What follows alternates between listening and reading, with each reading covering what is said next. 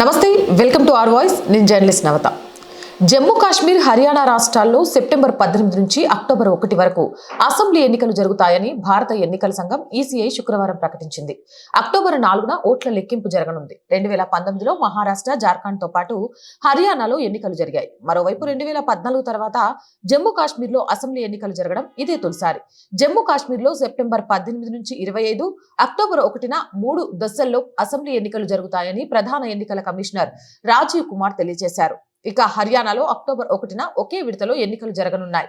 జమ్మూ కాశ్మీర్ ప్రజల్లో ఎంతో ఉత్సాహం ఉందని, వారు ఎన్నికల ప్రక్రియలో పాల్గొనాలని కోరుకుంటున్నారని కుమార్ చెప్పారు. వీలైనంత త్వరగా అక్కడ ఎన్నికలు నిర్వహించాలని ప్రజలు కోరుకుంటున్నారని వ్యాఖ్యానించారు. లోక్సభ ఎన్నికల సందర్భంగా జమ్మూ కాశ్మీర్లోని పోలింగ్ బూత్ల వద్ద పొడవైన క్యూలు ప్రజలు మార్పును కోరుకోవడమే కాకుండా ఆ మార్పులో భాగస్వాములు కావడం ద్వారా తమ గళాన్ని వినిపించాలనుకుంటున్నారని తెలియజేశారు. ఇక ప్రజలు ప్రస్తుత పరిస్థితిని మార్చాలని కోరుకుంటున్నారు, తమ భవితవ్యాన్ని తామే రాసుకోవాలనుకుంటున్నారు అని తెలియజేశారు. జమ్మూ కాశ్మీర్ లెఫ్టినెంట్ గవర్నర్ అధికారుల పరిధిని పోలీసు, పబ్లిక్ ఆర్డర్ నుంచి పోస్టింగులు, ప్రాసిక్యూషన్ వరకు కేంద్ర ప్రభుత్వం విస్తృతం చేసిన నెల రోజుల తర్వాత ఆ రాష్ట్రంలో ఎన్నికల షెడ్యూల్ ని ఈసీ ప్రకటించింది.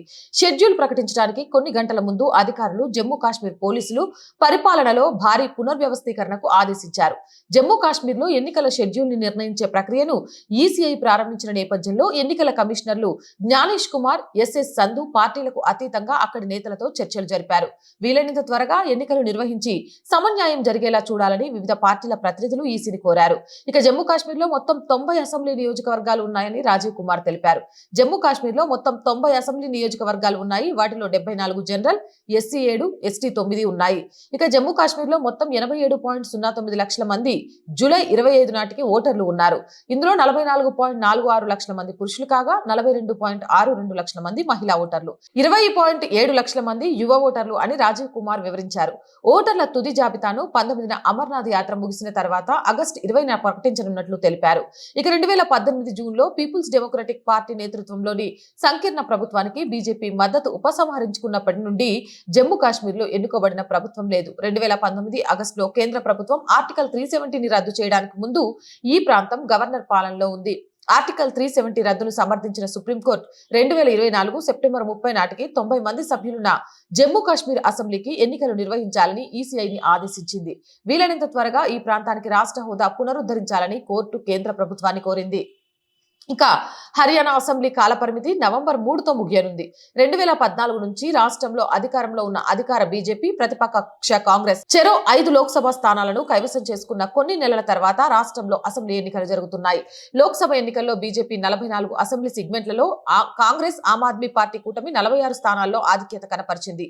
హర్యానా అసెంబ్లీ ఎన్నికల్లో ఒంటరిగా పోటీ చేస్తానని ప్రకటించింది. ఇక్కడ ఫలితాలు ఏ విధంగా ఉంటాయనేది చూడాలి. మరి మీరేమనుకుంటున్నారు? హర్యానా, జమ్మూ కాశ్మీర్లో ఏ పార్టీ గెలిచే అవకాశం ఉంది? ఎన్నికలు సజావుగా సాగుతాయంటారా? కామెంట్ సెక్షన్ లో పెట్టేయండి.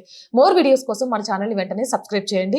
ప్రతిరోజు చెప్తుందే మళ్ళీ చెప్తున్నాము, ఈ ఛానల్ కి ఆర్థికంగా మీ చేయూత చాలా చాలా చాలా అవసరం. ప్లీజ్ సపోర్ట్ చేయండి. జాతీయవాదాన్ని, సనాతన ధర్మాన్ని ముందుకు తీసుకువెళ్ళడానికి ఖచ్చితంగా మా వంతు ప్రయత్నం మేము చేస్తూనే ఉంటాము. కొంత ఎక్విప్మెంట్ పరంగా, ఆఫీస్ పరంగా కూడా ఆర్థికంగా నా ఒక్కదాని వల్ల కావట్లేదు. కాబట్టి మీ అంతా సపోర్ట్ కోరుతున్నాను. సపోర్ట్ చేయాలనుకునే వాళ్ళు సబ్స్క్రిప్షన్ పక్కనే జాయిన్ అనే ఆప్షన్ ఉంటుంది.